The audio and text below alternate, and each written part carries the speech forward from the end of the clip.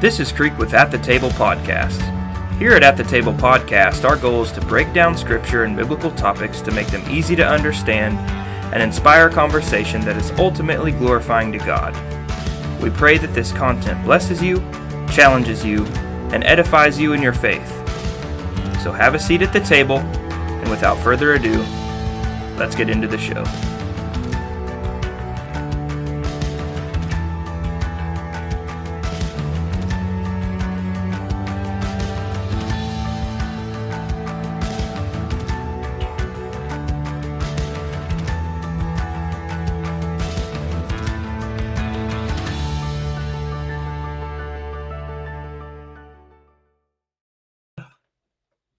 Good morning, everybody. Awkward. Good morning. Why do you always have to go at the same time as me? Didn't we have an episode where we literally talked about that? Yeah, it was the last episode. We were on the same wavelength. Yeah. Was it? Well, then it was because he had 2 Red Bulls. How much have you had this I morning? really, yeah. He's had a lot of caffeine. A lot of caffeine. He had a coffee cup when he got in the truck this morning, and he was already shaking. And then we went and he bought a Monster. Dadgummit. A Monster?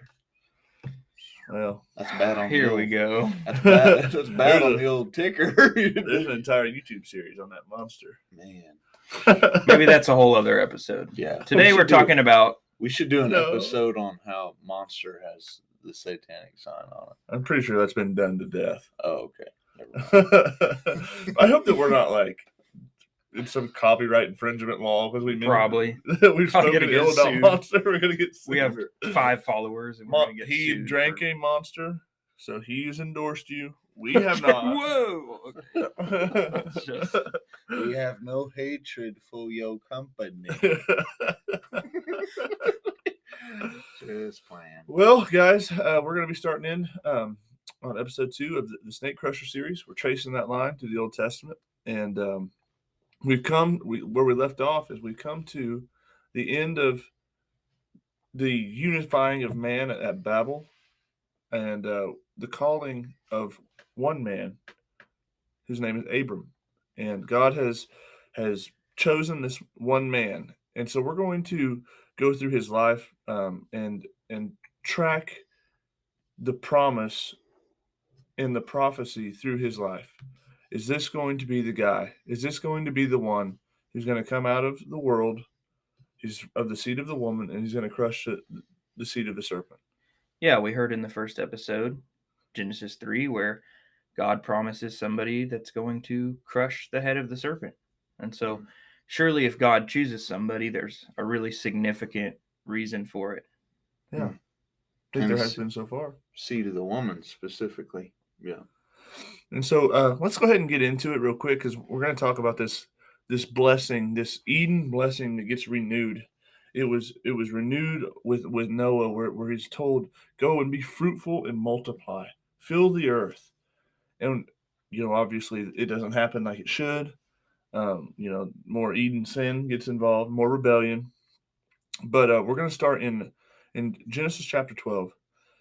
And the Lord had said to Abram, go from your country, your people, and your father's household to the land that I will show you, and I will make you into a great nation. I will bless you, and I will make your name great. You will be a blessing, and I will bless those who bless you and curse whoever curses you, and all the peoples of the earth will be blessed through you. So this is probably the guy. Well, I mean, there is this kind of promise that's given. It's like there's cursing mentioned, but it's like, I'm going to curse people on behalf of you. Like, if they curse you, if they come at you sideways, God's telling them, I'm going to have your back. If they treat you as cursed, I'll curse them. Yeah. So nobody can hurt this dude. Well, Maybe he's it. we'll see, I guess, won't we? Man, that's got to make you feel tough, Yeah, I think so. You come out of your father's house. I also think it's important to know that, like, it's so counterculture. Like, the way that God's been dealing with this line of people in a culture where firstborn means everything, he's repeatedly not choosing the firstborn. Yeah. I mean, Abram's not the firstborn. He has an older brother that dies. In fact, the nephew that's come with him is the son of the firstborn. Mm-hmm. But God chooses Abraham. It's always so counterculture. But getting back into the material, we have this blessing and this cursing language. God is making him a promise. He's told him, I'm going to make you great. I'm going to make you into a nation. And not only am I going to make you into a nation, but all of the peoples of the earth are going to be blessed through you. That is a heavy promise. But we don't know what it means yet. Verse 4, so Abram went, and as the Lord had told him, and Lot went with him. And Abram was 75 years old when he set up from Haran. And he took his wife Sarai and his nephew Lot, and all the possessions that they had with them. They traveled to the land as far as the site of the great tree of Moreh and Shechem. At the time, the Canaanites were in the land. The Lord appeared to Abram and said, to your offspring I will give this land. And so he built an altar there to the Lord who had appeared before him. And he went on towards the hills east of Bethel and pitched his tent. Sorry, I just thought of that video. That youth pastor? Yeah, we better drop that in the show link. Pinched his tits inside of He said that on- Dang it.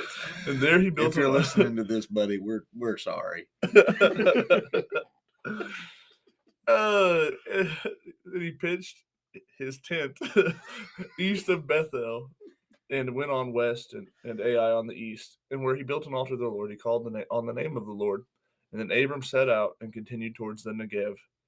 And so we're going to come to this moment, and I don't know what you guys think about it, but we're about to come to this moment where Abram's coming down to Egypt. You don't have to be much of a Bible scholar to know that going down to Egypt Isn't good. doesn't usually work out really Yeah. well. It's kind of like this land of testing, a land of faith, a land of Yeah, this definitely starts that it gives you that flavor about Egypt and the narrative that God's people or God's seed or God's chosen going down to Egypt generally either it winds up in some way, shape, or form to somebody's detriment. man. Yeah. Yeah, so he's going to come to this land of Egypt, and he's going to come to this moment of test. So he goes there, and he knows like he's got a hot wife, right? Not everybody knows what that's like, but I do. I do. I do. I These do. boys co-sign real quick. Nobody knows that better than me. Believe me. Oh, we have Donald Trump guest starring. We're just kidding. If you're not Republican, we love you too. Or if you are, it's still not Donald Trump. Yeah. But so he comes down to this place, and he knows that his wife is beautiful, and so he's filled with fear, even though he's been faithful and he's come out, he's followed God, he's done what God told him to do. He comes to this moment where he's filled with fear, and he thinks in his head, and he even tells his wife, when the Egyptians see you, they're going to say, "This is his wife," and then they will kill me, so they can have you, right? So let's not tell them that you're my wife, right? Let's just say you're my sister, and then I'll be treated well for your sake, and my life will be spared because of you. Which this is kind of, the narrative's building that God has just told Abraham that he will be blessed. He will become a nation. That he's going to have offspring, right? And so now he's afraid of this guy who's, significantly smaller than God. That's a good point. Yeah, this is like the first opportunity for trust, and instead Abraham's like, I'm pretty sure I'm going to get yanked. I think This it's isn't so gonna be good. important, narratively speaking. Like it's immediately after he gets this Eden-like blessing. Like God moves the Eden blessing onto him, and he's telling him, I'm going to bless you. I'm going to bless everyone through you. I'm going to curse anybody who curses you. And not only that, but I'm going to make your offspring a great nation. He does all of that, and he comes to this Eden moment where he has a choice. Am I going to trust God? It's the same son of Adam is coming to the same place. Same test. Same test. Yeah, I mean, his wife looks pleasing to the eye, right? Like Yeah. Pharaoh sees her and he's like, good Lord, and then he tries to take what does not belong to him through someone that plays the role of the serpent, which was the guy that God said that he was going to bless all of the nations through. And it winds up with him not being a blessing to Pharaoh at all. In fact, he lies to him. He plays the role of a snake. So Pharaoh takes his wife innocently, and then God afflicts Pharaoh and all of his house with great plagues because of his wife. Man. So it's like, dang, that's rough. So the guy that we maybe thought was the snake crusher is kind of the snake right now. He's looking like a snake. I mean, straight up, because what does it say of the serpent in Genesis 3? That it's the most, I mean, depending on translation, Crafty, subtle, crafty, conniving. Man, And here he's coming to Egypt, and before he even gets there, he's like, okay, he's plotting. let me think about this. Sometimes it's better, just as a word for the Lord for some of y'all. Quit thinking. It isn't Yeah, good. yeah. Quit conniving, right? So in this moment, our candidate fails this test. Yeah, Pharaoh's like, dog, not cool. Yeah. Why did you say that she was your sister when she's your wife? You Not only- caused. He's yeah. like, take her and go. So they sent him away with his wife and everything they have. And he's like, dude, get up out my land, man. I'm done with this. Verse 17 says the Lord inflicted serious disease on all of Egypt because of Pharaoh. It's like, or at least his whole household. Meanwhile, Pharaoh's given Abraham cattle, livestock, money. He's living the lavish life while he sends his wife in to the serpent, to the little serpent, and God punishes Pharaoh. Yeah. Even though he Really isn't the wasn't. aggressor. Yeah, I mean, he didn't really. I mean, there's an argument he did do something morally wrong, I suppose, but he didn't knowingly try to get with Abraham's wife. I mean, Abram's wife, yeah. Abraham was like, do your thing. That's my sister, So, Yeah, I don't know that it matters. Either way, so we come out of this situation. Abram fails the test, but they come into another problem. Him and Lot have been traveling together, but they're coming down to a place where they have too much, and there's these conflicts that are happening between brothers. Right? Lot is the son of Abraham's brother, and just like in Genesis, 4 and 5, you have garden, test, fail, brother conflict. Yeah. But instead of doing what Cain does, where he's like, oh, yeah, you know what? I'm going to, yank you, piece you up with this rock. Abraham passes this test. Man. Yeah. Because he says to Lot, look, you go left, I'll go right. You go right, I'll go left. Take whatever you want for a possession. And he even says the words, and it will be enough for me. So in this place, he's saying, like, you have the choice. You can take what looks best in your own eyes, and what God leaves for me will be enough. And so here, when it comes to the second test, the test of brothers, Abraham passes. And he really gives Lot the better deal. He says, where you go, I'll go opposite. Yeah. Seemingly the better deal for sure. I mean, he picks the Jordan Valley that it says, like, this place is like the Garden of Eden. It is so well watered. It's beautiful, right? But the men of Sodom were wicked sinners. And towards the end of Genesis 13, God tells Abraham, get up, walk around in this land of Canaan that he will eventually end up, his offspring will settle. And it says that Abraham moved his tents and came and settled by the oaks of Mamre. So this is back to this same, this same tree place where it's an Eden moment, right? Yeah. We're in a mountainous area with trees, and you meet with God here.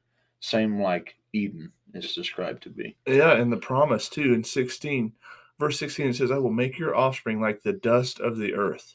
So that if anyone could count the dust, your offspring can be counted. That dust of the earth, what is Adam? What is he made of? The dust of the earth. Like, there's all this language that's cyclical, and it's on purpose. It's meant to give you flashbacks. The writer of Genesis is assuming that you're a studied reader, and that whenever they throw in these key words, it's supposed to take you back. So while passing the test with Lot chooses. He sees what's looks good to his eye. He goes and he takes this eastward. Yeah.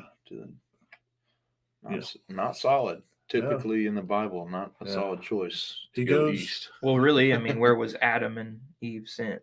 I suppose east. Yeah. Well, yeah, exactly. Well, I think that too, Sodom and Gomorrah, they don't end up being a blessing. No. What Lot takes in his own, what looks good in his own eyes, it isn't good for him.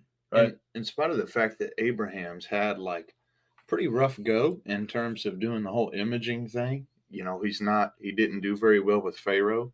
In chapter 14, you see like for this display of cowardice that he did with Pharaoh, where this guy comes from, this new Abram in Genesis 14 is nuts because the three toughest kings on the block from Shinar, from Babylon, Yeah. come to oppress the Sodomites and the people of Gomorrah. And so there's a 5-on-3 fight, these 5 Canaanite kings versus the 3 kings of Babylon. And the Babylonians beat the fool out of them and take Lot captive as well. So they picked a fight with, I mean, in a sense, the right people, kind of, right? Because none of these Canaanites are good people, but they happened to snag a righteous dude on the way that was related to Abraham, and that pays off to be a mistake. Exactly. Like God is blessing those who blessed Abraham. Yeah. So Well, he protects Lot. Isn't it interesting too that where Cain says, "Am I my brother's keeper?" Right? There's like this moment where Abraham shines like, "Heck yeah, dude! I'll ride on kings Right. for you, dog." You know, What's crazy is like with his wife, he's like, "Well, it's my sister. Do what you want." but with this nephew, bros. I'm not gonna say it. yeah, this would be conjecture, right? But a man would have to assume, because Lot lost his father, that Yeah. Abraham sees Lot somewhat as a son, feels responsible for making sure that he's okay. And so when he gets taken away, what's remarkable too is these Babylonians don't just beat the turd out of the Canaanites, but it says that Chedorlaomer and the kings that were with him in the 14th year, they defeated the Rephaim as well, and the Horites. So they're taking on these generational offspring of the Nephilim, These and giant clans. They're beating the snot out of them too. Now, these are tough people. They're cleaning house. They're no punks, but just to, I guess, wrap up this little story, Abraham takes 318 trained men that are born in his household, and he went in pursuit as far as Dan. And during the night, Abraham divided his men to attack them, and he routed them, pursuing them as far as Hobah, north of Damascus. And he recovered all the goods and brought back Lot with all of his possessions, and all the women and all the other people. And he returns after defeating Chedorlaomer and the kings allied with him, and the king of Sodom came out to meet him in the valley of Shaveh, that is the king's valley. That's kind of interesting. It's kind of like poetic, dude, walking into that valley. Like, after defeating these kings, like, And who he meets in the king's valley. Yeah, that's interesting. Why don't you go into that?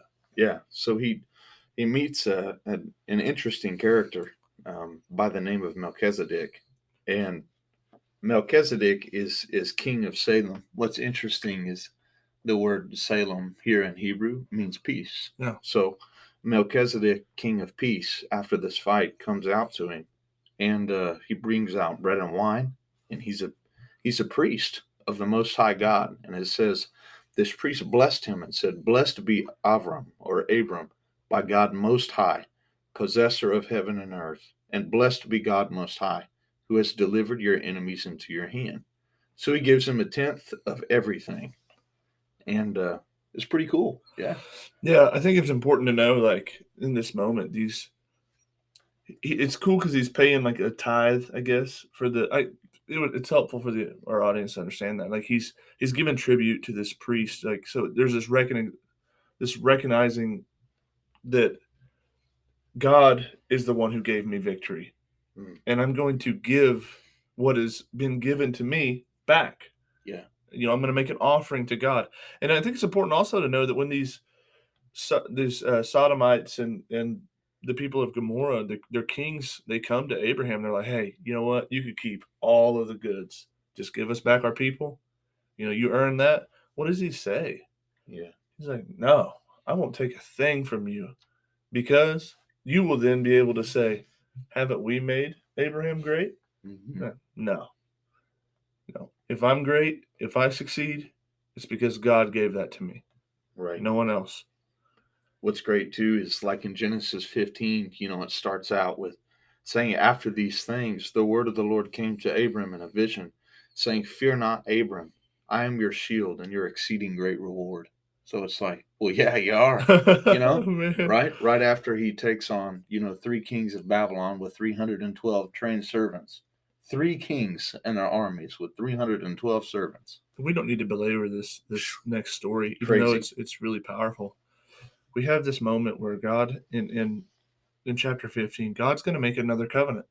He's going to make another promise, and he's going to use the covenant language of the Canaanite people, of the Mesopotamian people.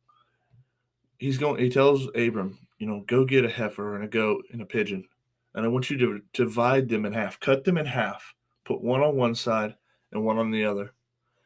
And this custom essentially is that these two people, they come together and they make a promise to each other. And the promise is, if I don't keep my end of the bargain, we're going to walk through these divided animals. We're going to walk in between them. And the idea is, if I don't keep my side, then let me be like one of these animals. Yeah. Let me be cut asunder. Let me be cut off. And so God's setting this up. And there's this moment where he's like, okay, we're expecting them both to walk through, right? We expect God to walk through, and we know he's faithful. He's going to keep his side of the covenant. But when it comes time for Abram to walk through, God puts him in a deep sleep. Yeah. He knocks him out. And instead of letting Abram walk through to make his promise on his side of the covenant, God walks through alone. Man. But he takes Abram out in a vision, and he shows him all the stars of the sky. And once again, he reaffirms this promise to an aging man that I am going to give you offspring. I'm going to make you a nation. So God takes both sides of the promise. Yeah. The idea is you don't get to walk through this because you can't keep the promise. And he proves that to us in the next chapter. Right?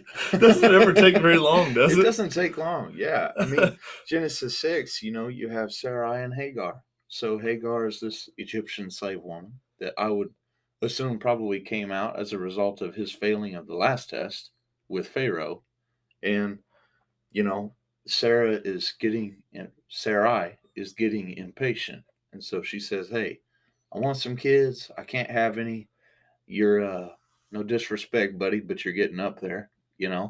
Let's abuse this Egyptian slave woman. Yeah, I got this slave, and I can just give her to you. She doesn't have a choice, and you can have a son with her. Yeah, like every slave woman wants to, hook up with an 80-year-old dude. Oh, man.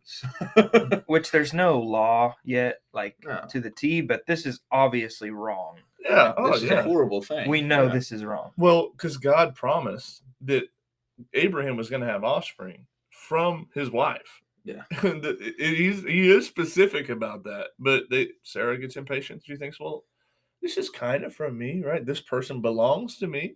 But, there's a part of this that seems poetically just for the sake of, the Eden replay, right? Because Abraham hearkens to the voice of his wife, or Abram, hearkens to the voice of Sarah's wife and does it. She conceives, she has a son. And then Sarah's angry about it. And she says, may the wrong done to me be on you. Right? But remember, like back in Genesis 3, when, the woman was going to do something and Abraham, seemed to almost like this. Yeah, sorry. Adam just kind of stepped back and was like, well, yeah, let's go ahead and try it. Let's just see what happens. So she eats the fruit. And then, when it comes time before the Lord to fess up, Abraham shucks the blame to her. Whereas now it's reversed, right? Sarah's conspired the idea. Yeah. And Abraham doesn't get the chance to be like, well, it's the woman you gave to me. Sarah's like, may the wrong that you done to me be put on you. Right. Man. Well, there's two things. First of all, this candidate for the snake crusher, he's looking a lot like his father, Adam. Man. When it comes to these Eden moments, he's looking a lot like his father, Adam. Sure, he gets it right sometimes, but more and more and more, he falls into the same traps. And number two, it's important that at the covenant giving, not one chapter before, God tells Abram that your descendants are going to go into Egypt and they're going to be slaves to the Egyptians for 400 years. And you're like, okay, well, that's out of nowhere. But then we come to this next chapter with Hagar, and she's an Egyptian slave. Yeah. And what happens to Hagar, her name literally means immigrant? Yeah. Right? He abused her. And he abuses this Egyptian slave. And so I can't help but believe these two things are linked. It's almost like God is like preemptively doing justice on Abraham and his descendants. Yeah. I mean, because of what you've done, 400 years. Man. 400 years. But what's cool too is, so this has happened to Hagar, to this immigrant, and it's sad, right? But the very first time that the angel of Yahweh ever appears to anyone, Yeah. it's to Hagar, right? She Sarai runs, yeah. treats her with contempt. Abraham says, "Your servant's in your power. Do what pleases you." And what pleases her is not very nice. So she deals harsh with it. Man. And this angel really only appears in the text in very important places. Very important. So it's very interesting that it was her. Yeah. And it shows more of this new God that we've found, that Abram has found. It shows more of his mercy. And, he doesn't yank Abraham for selling out his wife, and then he gives mercy to the lowly. And you'd be tempted to think, like, what's the importance, especially in terms of a snake crusher, of this figure that is called the angel of Yahweh? If he's just an angel, why is he so important? But verse 10 in Genesis 16 says, "For the angel of Yahweh, or the angel of the Lord, also said to her, I will surely multiply your offspring, so that they cannot be numbered for multitude." Quick pause. That's the same Edenic blessing that God bestowed on Abraham. Yeah. The angel said, "I will multiply your offspring." Not the Lord will, I will. And the angel of the Lord said to her, "Behold, you are pregnant and will bear a son. You shall call his name Ishmael," which means God hears, "because the Lord has listened to your affliction. He shall be a wild donkey of a man, and his hand will be against everyone, and everyone's hand against him. He will dwell over against all of his kindred." So she called the name of the Lord who spoke to her. In Hebrew, you would see Adonai El Roi, the Lord, the God who sees me. For she said, "Truly, I have seen him here who looks after me." So this angel of the Lord figure is not just an angel. This is God. God shows up. And he pretty much promises, Abram's mistakes will probably bite him in the butt a little bit. And that's something we want to look at through the text, is that these mistakes that are made super early on, they do affect everyone later on. Well, the other shoe drops. Yeah. Man. And Genesis 17 drives on, right? It starts with this covenant of circumcision given to Abram that would, from that point be passed down generationally. I guess his name now is Abraham, father of many nations. Yeah, it changes his name to Abraham, and the sign of the covenant is circumcision, which we don't need to belabor. This is a PG. Wait, are you sure? PG. Yeah. This is a PG show. But he is the sign of the covenant is placed on the area of offense. The place that he offends Hagar, the part of his body he offends Hagar with, is where God makes the sign of the covenant. I think it's important. Yeah. So his name is changed. God reaffirms the covenant and reassures him and basically tells him, like, no, Ishmael isn't the one. Yeah. Right? I promised you that I was going to give you a son through your wife, Sarah, and I'm going to do that. Well, right now, previously anyway, it was Sarai. But here it's being changed from Sarai to Sarah, which means princess. Yeah. Pretty cool. That's a pretty cool name change. I'm going to change my name to Prince. Yeah. You have Abram being changed to Abraham, father of many nations, and his wife's name is being changed to a name that means princess. So you have like this sign of royalty. But something on the Snake Crusher series that I think is important for us to hit on, we're looking for Abraham at first to be this snake crusher, right? And he proves to us not once but several times that he cannot be the dude, right? Because he's Adam. He's snaky. Yeah, he's Adam. He's his father's son. Yeah, I'm not trying to paint him in a comprehensively bad light, but the fact is that he is mortal man, born of women, who, as Job says, is few of days and full of trouble. But That's right. Abraham discludes himself. But the important thing about him and his wife is that his wife, Sarah, can't have any kids. She's barren. Yeah. That's the reason why they've done the whole Ishmael thing, right? Yeah. Yeah. Yeah. Though the truth is this, that what it comes down to is God still promising seed. And God's not going to be promising seed if you're the intended result, right? That blessing is going to continue.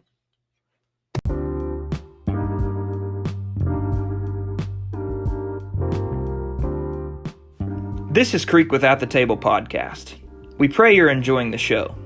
If you are, feel free to leave us a good rating, share our podcast with a friend, and turn on post notifications so that you don't miss an episode. You can find us on Facebook, Patreon, Apple Music, Spotify, or any other streaming platform. Get comfortable and enjoy the rest of the show.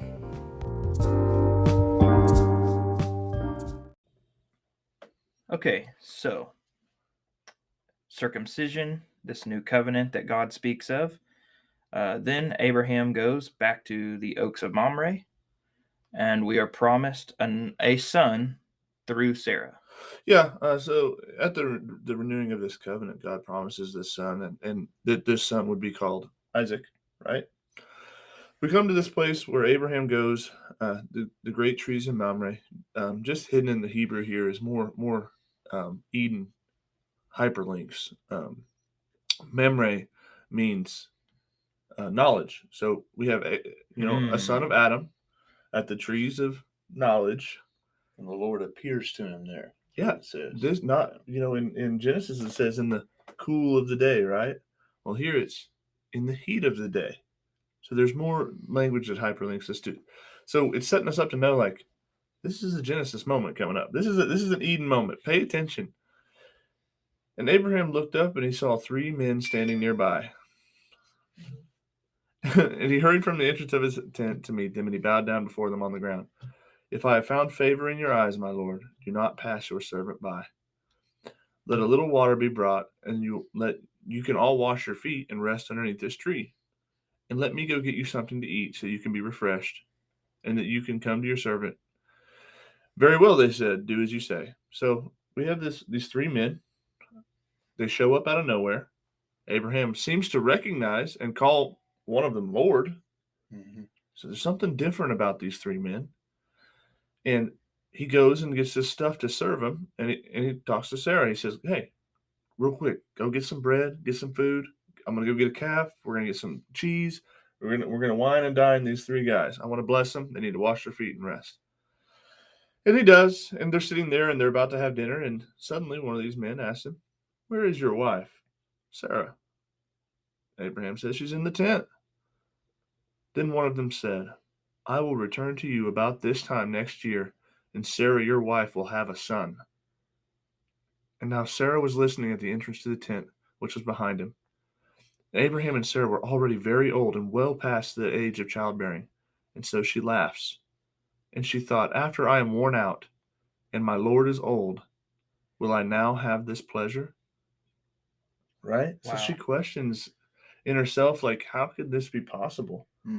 You know? And you have this moment where she laughs, like, yeah, right, you know?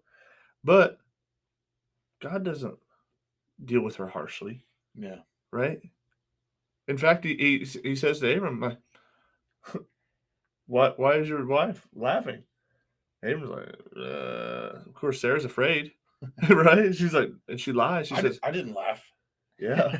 And I can just see the look on the face of this man who Abram Lord, calls Lord, right? Because it says the Lord God said to Abraham, why did Sarah laugh and say, will I really have a child? So like now it's not just a man. So now we have God As a mentioned. The Lord is here, capital L Lord. Yeah. The Lord is here talking to Abram. He's like, why did Sarah laugh? She lies quickly, says, I didn't laugh. And all he simply says is, yes, you did. It's like, but in a way that, I mean, he doesn't punish her, right? But then the Lord and his entourage, after this moment of saying, like, is anything too hard for me? They set their sights towards a different place, and they go to Sodom. Man, this They is look down so towards important in the way that they leave, because God, the Lord, invites Abraham into like a production meeting, right? Yeah. He's like, should I tell Abram what I'm going to do when I go down there? Yeah, kind Yeah. of like with you guys. Like, should I tell the entire podcast audience how many times we've re-recorded this episode? It's like, yes, you shall. No doubt. But I mean, honestly, I can just see Abram's ears perk up. He's like, wait, yeah, you definitely should tell me, what you're going to do. And the way he says that, it says, the Lord said, shall I hide from Abraham what I am about to do? Keeping in mind his name, meaning father of many nations. Yeah. Shall I hide from the father of many nations what I am about to do?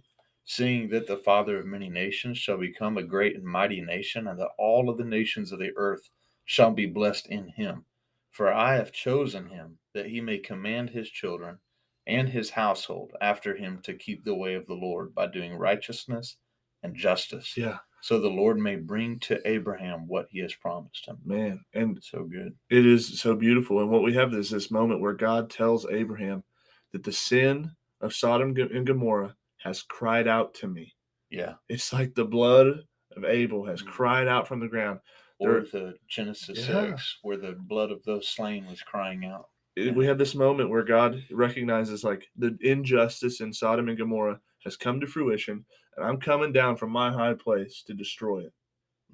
And Abraham has this moment where this conversation didn't have to happen, but God invites Abraham to be an intercessor. Yeah. And he does. He does what's right in this. He says, if there's 50 righteous in Sodom, will you still destroy it? Are you a God that would destroy the righteous with the wicked? And God says, for the sake of 50? No. Yeah. And it goes further. Well, what about 40? Well, what about 30? What about 20? What about 20? Yeah. Right? Suppose if there's 20 people, 10. Yeah. Suppose there's only 10, God. I don't want to test your patience, but if there was only 10, would you still destroy it? And he can't even find 10. But he can't. Of course, there's not 10 righteous, right? But I think it's important to know that every time that Abraham asked God, every time he interceded, God said yes. Yeah. But Abraham stops at 10. And what's awesome, too, Genesis 19 picks it up saying, the two angels came to Sodom in the evening, and Lot was sitting in the gate of Sodom. Yeah. So the Lord has stayed behind with Abraham. And the other two of his entourage that says are angels, they go ahead and go down. And they see the first person that they encounter is Lot at the gate of Sodom. And it's important to note, too, that the gate of the city back then is a place where justice and judgment would be delivered, right? Would be discussed. And so you see this person that Abraham claiming is righteous, which means to be like in right standing with God. Right? The one dude in this entire city that is there, where do you find him? In the gate of the worst place in the world you could possibly be to be discussing justice and judgment. And he sees him, and he rose to meet them, and it says he bowed himself with his face to the earth. Man. So something about these two men, for whatever reason, strikes him. And so he says, hey, come to my house and spend the night and wash your feet, right? The same thing that Abraham's like, hey, let me wash your feet. Come rest under this tree. Lot's like, come to my house, wash your feet. Then you can rise up early and go on your way. Yeah. So he almost is like, hey, why don't you stay the night with me? And they're like, nah, we'll spend the night in the town square. And he pressed them strongly. He's like, no, you really want to stay with me? There's something about these two guys, and nobody really probably knows exactly what it is, but Lot does fear them.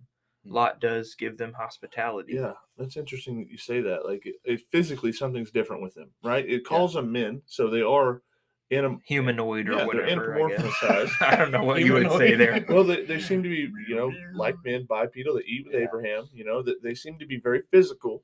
So it's not like this, little naked baby with angel wings and a diaper we get taught about. But so they look somewhat like men, but you see, like with Lot too, I think it's interesting because he picks the plane, right? He goes east, and you get all of the characteristics about him that say, like, this dude's probably going to suck, just if you're following that narrative pattern. But he does the same things. He's like, wash your feet, prepares this feast in his house. He makes them stay the night.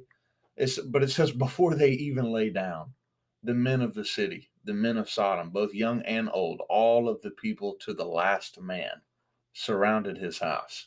So it shows like literally there's a contrast here. Literally everyone else in this city except for Lot that is a man sucks. Yeah, I mean, I guess they just really wanted to hang out with the two guys.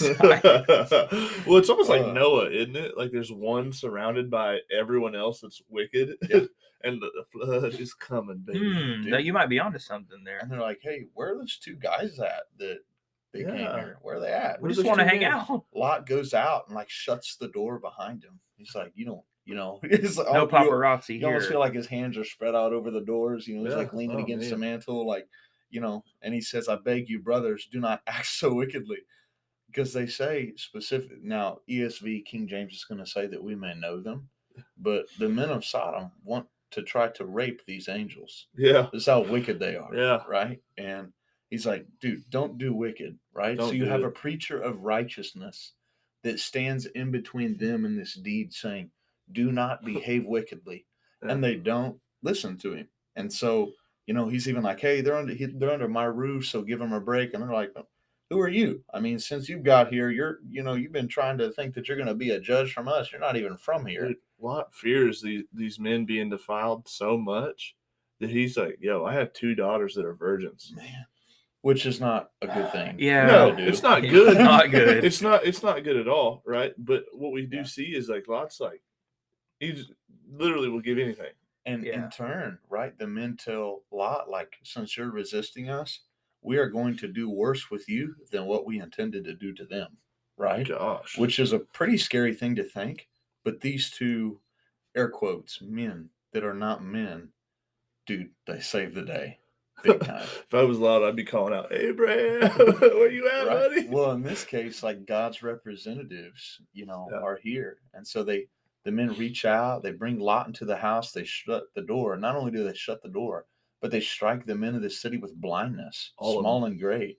So they wore themselves out groping for the door. Like they can't find the door, and they're searching for it so much, even after being stricken with blindness, still desiring to do evil so much that they wear themselves out trying to find it. Yeah, we just see the bad wanting to corrupt the good. Yeah, and only getting worse once they're hit with a sort of judgment, right? Yeah. Like, imagine being stricken blind for wanting to do something evil and then continuing. It's like the old saying, the same sun that melts butter hardens clay. Yeah. And in this case, they're only becoming more hardened. Just to kind of wrap this little part of the story up, what ends up happening is these angels provide a way out for Lot and his wife and his daughters. And they're told, flee from this city and do not look back, because judgment and destruction are coming upon Sodom. Yeah. Just don't look back. You'll be safe. We'll provide a way out. Just don't look back. And they do flee. And as they're making their escape, we have one member of the party who is disobedient. Yeah. She looks back. She stops. She looks back. And as she looks back, she is turned into a pillar of salt. And as we go through this story, right, the early people making mistakes cause a lot of issues down the road. Yeah. Well, it would have been a lot better off if she would have done that. We see the shameful origins of who we know to be as Moab and Ammon. Yeah. Pretty much Lot's daughters. Yeah, they do wickedly. To Lot. But had Lot's wife not looked back, maybe that wouldn't have happened. Maybe a lot of different things wouldn't have happened. Yeah, it would definitely be harder to connive to sleep with your father while your mother's still alive. It also would help if Lot wouldn't have drunk. Yeah. Well, again, you have a fruit of the vine or a fruit of the tree causing a person to fall. Their nakedness to be uncovered. In the worst kind of way.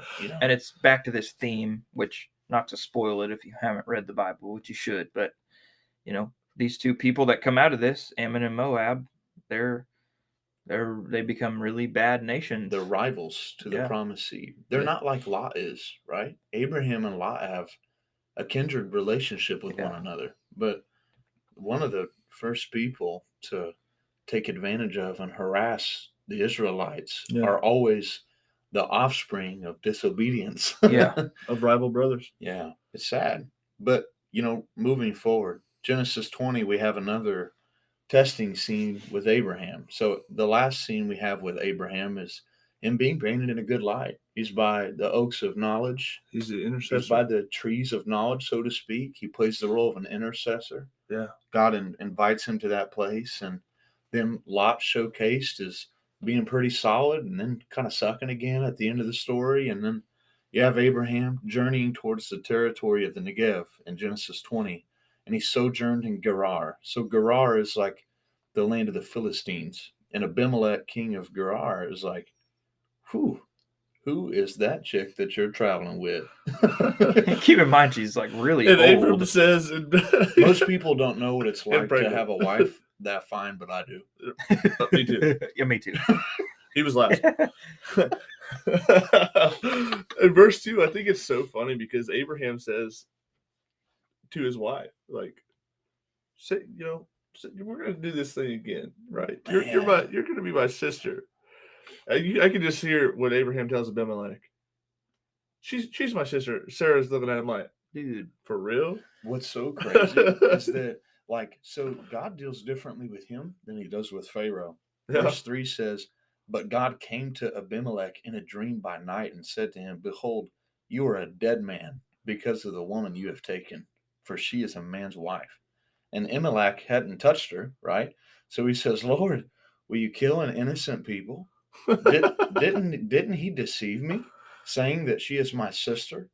And she herself said, he is my brother. In the integrity of my heart and the innocence of my hands I have done this. And God said, yes, I know that you have done this in the integrity of your heart. And it was I who kept you from sinning against me, right? So God's like, I'm saving you from myself right now. Dude, therefore, so I did not let you touch her, right? And it's like, ooh, you almost wish, because this feels Edenic again. Yeah. There's something that looks good to a man's eyes. There's a deceiver involved. He takes it, but before he even touches it, God appears to him in a dream that says, yo, you're a dead man on behalf of this wife. And he's like, well, I haven't touched anything yet. We really see that God's the one who fixes things at this point. Oh, yeah. Well, not only that, it's not just Abimelech that's in trouble. Like the last part of verse 4 says, Lord, will you destroy an innocent nation? Yeah. Like God's going to yank the entire nation because of this sin that he didn't even mean to commit. Man. But I think there's I love so the much. way he confronts him too. Right? Yeah. Abimelech's like, what have I done to you? Right? What have you done to us? He's like, how have I sinned against you that you would bring on me and my kingdom a great sin? You've done things to me that ought not be done. Right? He's like, dude, you're a freaking jerk. Yeah. Right? And a coward. You are a coward and you are a jerk, but this God of yours, he's got your back. He's backing you up solid. You're a punk for and what so, you did. While I don't like you, I am not going to curse you. Man, because what's Abraham's explanation feels like really Adamy too, doesn't it? He's like, well, I mean, I didn't lie because she's the daughter of my father through the daughter of my mother. She is indeed my sister. And it's like, bro, you're a liar and a coward, Yeah. He's like, I said to her, this is the kindness you will do, right? You're going to say that he is my brother. Abimelech takes sheep and oxen, male servants and female servants, and he gives them to Abraham. And Abraham, he returns Sarah, his wife, to him, and he says, hey, my land is before you. He acts differently than Pharaoh, right? Pharaoh sends him away. But Abimelech says, my land is before you. Dwell wherever it pleases you. To Sarah, he said, behold, I have given your brother 1,000 pieces of silver. It is a sign of your innocence in the eyes of all who are with you, and before everyone that you are vindicated. So then Abraham prays to God, and God healed Abimelech, and he healed his wife and female slaves so that they bore children. For the Lord had closed all of the wombs of the house of Abimelech because of Sarah. So because of what Abimelech had done, God wasn't going to let him or any of his wives or concubines have children. Well, Abimelech does this because God told him to. Yeah. In verse 7, he says, the man whose wife you've taken, who you've offended, he's a prophet. Yeah. You better go and you better have him pray for you, because if you don't, you're not going to be healed. And he brings like this big blessing, and then he's like, hey, camp out wherever you want. Yeah. Right? Yeah. And it's cool. I mean, you have one of the few times again throughout the life of Abraham that he's actually, I mean, after he brings a curse on them, he blesses them, right? Yeah. His presence here becomes a good thing. And Genesis 21 picks up with a moment we've been in suspense for a while. It says, the Lord visited Sarah as he had said, and did to Sarah as he had promised. So God, keeping in mind that Sarah previously could not have any children, Yeah. if she has a child with Abraham, it is a miracle. It's of the divine, right? And she conceives and bears Abraham a son in his old age at the time that God has spoken to him. According to Genesis 21, verses 2 and 3, Abraham called the name of his son that was born to him, who Sarah bore to him, Isaac, which means laughter. And Abraham circumcised his son Isaac when he's 8. So you have the child of promise finally being born. Pretty awesome. Yeah, there's a little bit to unpack here. I think that Isaac is just as much a son of Yahweh as he is a son of Abraham, because Abraham could not have that son with Sarah without God's intervention. And that's going to become an important theme, because it takes God intervening on this moment, and it kind of sets Isaac in a different light than Abraham. It almost makes him look like, well, maybe this could be the guy, right? He's a seed of the woman, right? God intervened so that he could be born. Why do that? Well, maybe he's the snake crusher. Maybe he's the one to deal with all of the things that are wrong in the world. But before we get there, Abraham, he sends Hagar and Ishmael away. It's due to Sarah's desire. She doesn't want Ishmael to have any part in the inheritance. Abraham ends up, co-signing with it, and even God does too. But I wonder if that is because of God, or if that's because of men. That Sarah's viewpoint was that these two brothers, they can't have peace. So I have to send this one away. In spite of the fact that one isn't causing strife with the other. Oh, it's not like Cain and Abel, right? It seems to be a failure of men to understand that God can bless too. Yeah. Sure, he elects one and he chooses one for a certain purpose, but it's almost like with Cain and Abel. Cain's assumption was that he couldn't be blessed too. Yeah. If you would just trust that God is good enough, that there's blessing for both. Yeah. If you do what is right. Yeah. And so Ishmael is put in the back pocket. He's sent away, and we have another moment of Abraham being tested. Well, the angel of the Yahweh, before we go there, angel of Yahweh shows up to Hagar again, right? She's a bow shot away from the boy. She puts him under a bush. The same Hebrew words that are used to describe like a shrub in the Garden of Eden. She goes, the scripture says, a bow shot away from him. She cries out to God saying, I can't bear to see this child die, so please kill me now, right?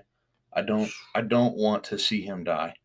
And he speaks out to her. He visits her again, in spite of the fact that she has seen him once and got a promise from him once. She's doubting, right? Yeah. She's in a hard place in a desert all alone with a little boy. Nothing but a knapsack of bread and some water. And they've ran out of water. And she is scared. And not only does he come to and say, don't be afraid, for God has heard your voice. He sees the boy where he is. Hold him fast with your hand. I'm going to make him a great nation. He opens her eyes. So the last time that someone had their eyes open in Genesis, it wasn't a good thing, right? Their eyes were open to good and evil against God's direct order. But God opens her eyes, and she sees a well of water, and they're able to see life. Right. Well, that's the difference between taking with your own hand and opening your eyes at your own volition, and trusting God and letting him open your eyes. Yeah. Oh, Abimelech is back at the end of 21. I love his officer's name that he brings. Fikol in Hebrew means great. Yeah. So it says in verse 22, at that time, Abimelech and Great, the commander of his army, says to Abraham, God's with you in all you do. So summarizing all of this, they come to Abraham and they're like, look, you know, I love how Tim Mackey says this from the Bible Project. You know, I've noticed that you're kind of a chump, but in spite of that, your God has your back. Man, So why don't that's you my let me get in on some of Me that too. Eden blessing? You That's know, my story. He's with you in all that you do. So you want to be friends? Maybe I can get some of that Eden blessing too. And Abraham's like, right on, Okay. let's do it. You know, and yeah, it's all good. We can just put this all behind us. Move on. Genesis 22, I think, is probably the most pivotal point of testing Oh man, for it's Abraham so good, that dude. he's Yeah. encountered to date. So good. He said, "Oh, you gonna." Well, I just want to note before we read the whole thing, it says, now it came about after these things that God tested Abraham and said to him, Abraham, and he said, here I am. He said, take now your son, your only son, whom you love, Isaac, and go to the land of Moriah and offer him there as a burnt offering. Yeah, Let's look at the significance of that. your only son. Your only son, whom you love. Yeah, whom you're well pleased, maybe. Well, and not to mention that had Abraham stuck to the plan, Yeah, he would have been. he actually would have been literally his only son.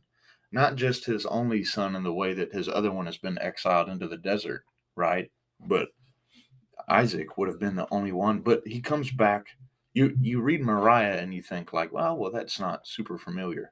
But in Hebrew, Moriah's ties to Moreh. This and Mamre, these places where it's Edenic. There's this mountain. So he's like, it's almost like a full circle thing. Yeah, you're going to go up on the mountain. Yeah. You're going to go to this place of testing, this tree, And right? And you're going to, but instead of going there and having a tree with fruit, I want you to go up and I want you to make an altar on that mountain and sacrifice your son there. And give him to me. It's like, what? I have given you this life. Return it back to me. And in verse 3, Abraham, he's like, okay. He gets up, he loads his donkey, he takes 2 servants and his son, he cuts enough wood for the burnt offering, and he sets out. And on the third day, hashtag third day, he looked up and saw the place in the distance. Stay here with the donkey, he says to the servants. The boy and I will go, we will worship, and then we will return to you. Mm-hmm. And Abraham took the wood for the burnt offering, and he places it on the back of his son Isaac. Mm-hmm. And he carried the fire and the knife as the 2 of them went on together. And Isaac spoke up and said to his father, Father, yes, my son, Abraham replied. The fire and wood are here, but there is no lamb for the burnt offering. And Abraham answered, God himself will provide a sacrifice, a lamb for the burnt offering. And the 2 of them went on together. I love the King James better when it says that, because it says that God will provide himself a sacrifice. And I love too, this is the first time, and this is going to become important during our series, a son, an only son that God has provided has been blended with the concept of a lamb for sacrifice for the first time. Yeah. That's going to become so important. And just one more point, right? Fire up at this point has been something of consumption and purification, right? Yeah. It's burned Sodom and Gomorrah and purified the land as like a symbol of judgment. But fire consumes things, right? It consumes the wood. That Tim Mackey points this out in the Bible Project so beautifully, that the word for knife in Hebrew means eater, right? Yeah. So he carries the eater as he takes the fruit of his womb up to a mountain, and he's about to bring the eater down on his son. There's like another Edenic moment here. Well, and the word for wood is the same as it is in Genesis tree. All the way. So you have a son sacrificed on a tree in a mountain. On a mountain. It's like, this is so good. Yeah. But as Abraham brings the eater down to kill his son, that Lord, he stops him. The angel of the Lord called to Abraham from heaven, and he says, stop. Don't lay a finger on the boy. He says, I swear by myself, by my own name, that because you have done this and you have not withheld your only son from me, I will bless you and your descendants and make you as numerous as the stars in the sky. And your descendants will take the possession of the cities of their enemies. And through your offspring, all the nations of the earth will be blessed because you have obeyed me. And it goes into a little bit of genealogy. And I think that for the most part, we don't really need to, go there. Unfortunately, in 23, we have the death of Sarah. But for the purposes of this episode, we've been promised this seed. We've been promised this of the woman. the seed of the woman, and God's given that seed of the woman, and God demands the sacrifice, but stops him. Yeah. And so we move to this point of Abraham wasn't the guy. Yeah. So what can we get from the life of Abraham? For the wrapping up, for the purpose of this podcast, if Abraham isn't the guy, then what does he have to offer this story? Well, the truth is that we're painting a mosaic for the snake crusher. And we've had Abraham as the faithful father. We've had Abraham as the intercessor, right? I mean, Yeah. He plays the role of the intercessor. He's called a prophet. However, he doesn't do right, but we're pulling all of these little pieces out of his life, and we're saying, like, this is what the guy should be. yes, The guy should be the brother who can have peace. The guy should be exactly. right. He should be all of those things. And so we're gonna land this plane, and then we're gonna pick up again next week with the life of. So pretty much, we kind of figure out Abraham's probably not the guy because he acts as the serpent. But we have figured out that, perhaps this guy will not act like the serpent. And that's how you're going to crush the serpent, is by not acting like it. I mean, he is, after all, a seed of the woman. Yeah. Yes. He fits the profile. Yes. God intervenes on the barrenness of his mother so he can be born. Isaac is coming up looking like a good guy. His name even means something that in context is kind of joyful, right? Laughter. So prayerfully, we'll see something through him. Because there's a lot of snakes needing to get crushed. Well, that's for sure. Yeah, and it's like I said, you see all of these parts of the profile in Abraham. Faithful father, intercessor, a brother who will be at peace. He won't right? He won't strive against his brother. He'll be at peace. And all of these good things are setting up this mosaic. And when it comes to the story of Abraham and Isaac, not only is he faithful to do what God says to do, but Isaac is too. When they go up that mountain, Isaac's not asking questions. Only thing he says is, well, we don't have a lamb. And Abraham gives this answer like, well, God will provide himself a lamb. Yeah. Isaac accepts it, carries the tree up the mountain, obediently. He gets bound by his own father and lays down on the altar and never once says a word of protest. Isaac's looking pretty good so far, right? Is it possible that what's needed for the snake crusher is for a son to be obedient unto death? Man. Time will tell. Well, we end that story, and we'll end this episode with God does send a ram caught in a thicket, but it isn't a lamb. Yeah. It's not the full exchange. It's not the match. It doesn't match the prophecy given by this prophet, Abraham. But it does kind of fit. It'll work as a placeholder, maybe, right? Perhaps this mosaic, just as in the story, you have the Lord, the God who sees the boy that's been cast away, and the Lord, how we interpret it, a transliteration, Jehovah Jireh. But in the Hebrew, he calls the name of that place, the Lord will see to it, which is an idiom that means the Lord will provide, right? So this same Lord, perhaps whoever this snake crusher is, will save the life of both the promised son and the illegitimate son. This is the final test for Abraham. Yeah. And he passes. Good stuff. He passes with flying colors, and God leaves us with this cliffhanger of a faithful son bound by his father on the sacrificial altar. And we're left there. And so after God saves Isaac, we're going to pick up next week, and we're going to go through Isaac's life, and maybe Isaac's the guy. He looks good so far. Yeah, right? Solid dude. He's a solid guy so far. But we'll pick up that next week. I think for the purposes of this episode, we can kind of land this plane. What do you guys think? That was the third plane landing, but hey, that's Pentecostal, baby. You get 3 landings, dog. Come on, you've been around preachers enough to know that. Well, guys, for all of us here at the Table Podcast, that's what's at the table today. Pray that you've enjoyed it. Be blessed in all you do. Godspeed. Amen.